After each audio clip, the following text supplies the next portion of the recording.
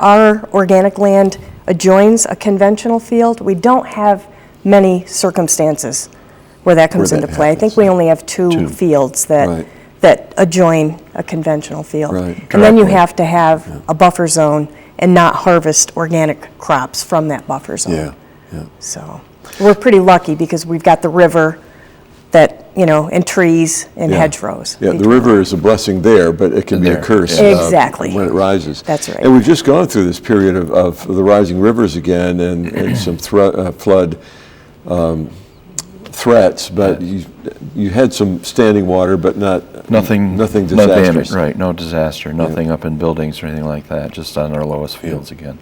When the flood did come in 2011, for example, how long did it take to survive the onslaught of that water? I don't mean to be melodramatic, but I wasn't sure we were going to survive that, to be honest. Yeah. It lacked 2 inches from being in the second story of our barns.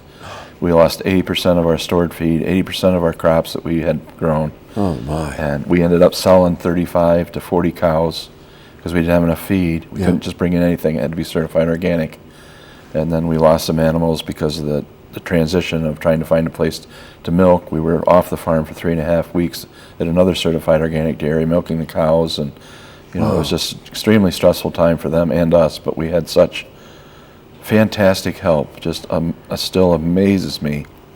Well, tell me about how many people we had people just driving by that stopped in and said, "Look like you need help," and they would just come and shovel mud or pick up garbage or plastic or day after day after day after day. And I've told people, I don't know why we're still farming. I'm not sure we're smart enough to take the hint from the good Lord above, but we didn't know any better. We just kept going. Yeah.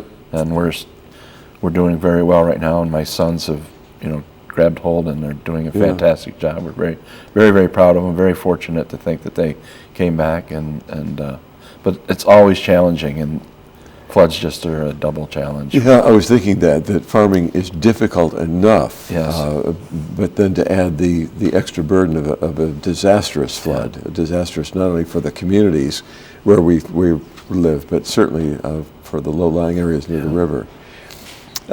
I was mentioning before that when I was in Vermont, we saw a lot of the younger generation just tire of the stress of the parents and grandparents farming, and they didn't want to have anything to do with it. So farms would go to auction, and the young people would go to college and not come back to the community.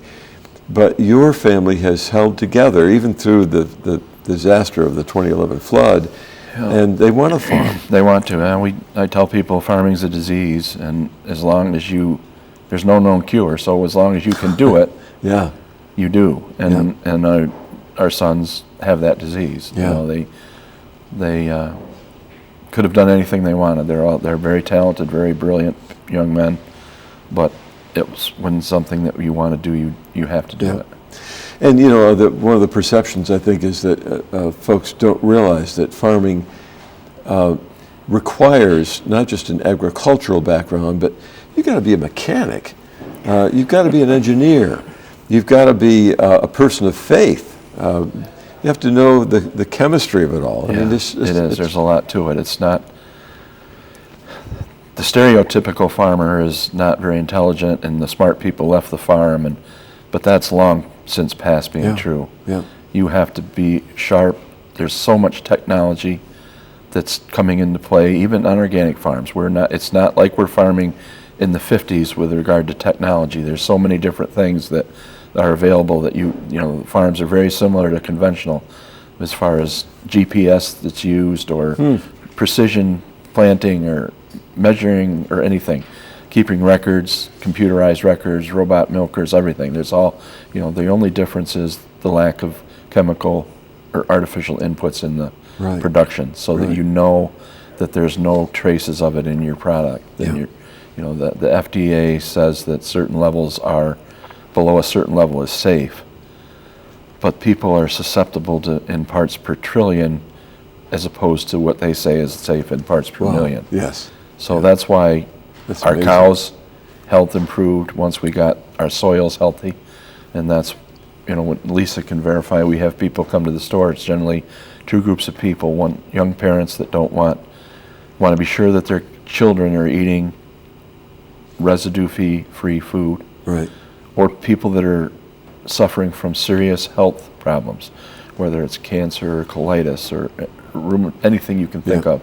And they start realizing that maybe the food that they were eating was playing a role into that. The cheap food policy that the government has had for decades isn't truly a cheap food policy. There's lots of hidden costs. We're paying for it in other ways. Yeah. But when you buy organic food, it's more expensive, but there are no hidden costs. Yeah. You know, it's safe. There's no environmental polluting with chemicals or fertilizers leaching down through the soil, and there's no hidden cost to that product. And do you run the store? Are you in the store? I am. The hour. What are the hours for that? We're open every Friday and Saturday, 10 to 3, or by appointment. Okay. We say. Friday and Saturday, 10 to 3. And you have conversations with folks when they come in. What are they looking for? Well, first of all, they want healthy food. Yeah. They want to know how their food is raised.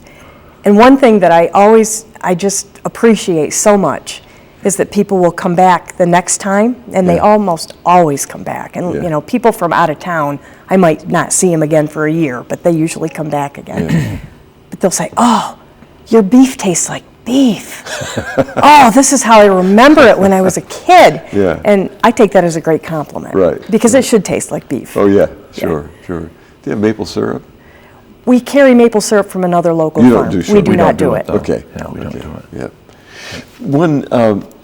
When I think about the success that you've had, just can you say a word about what faith has, what role that has played in? Well, the Engelberts, my family, have been Presbyterians since they were in Germany.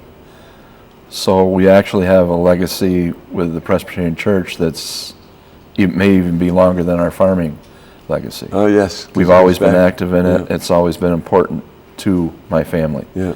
So I don't think you can farm without faith. Whether you actually attend church on a regular basis, you may not believe in religion, but you have faith. Yeah. You know there's a superior being that these things, the way things take place and the way they happen, there's somebody behind it. It doesn't just happen. It didn't just happen. There's an intelligent design here for everything. And we've learned the more we go along with what that intelligent design originally intended, the less we fight. You know, people want to call it Mother Nature. Yeah. The less we fight that, the more we work with it, the healthier that we are, the more successful we are. Cooperating with Mother Nature and being good stewards of the earth. I think that's. And that's not to say that conventional farmers are bad farmers. We don't want to run anybody down. I mean, every farmer takes a lot of pride in what they do, and good point. But a lot of this is this cheap food policy. People have been drummed into their heads that food has to be cheap.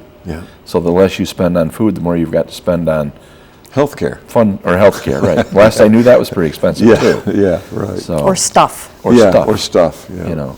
But thank you both for taking time to be with us.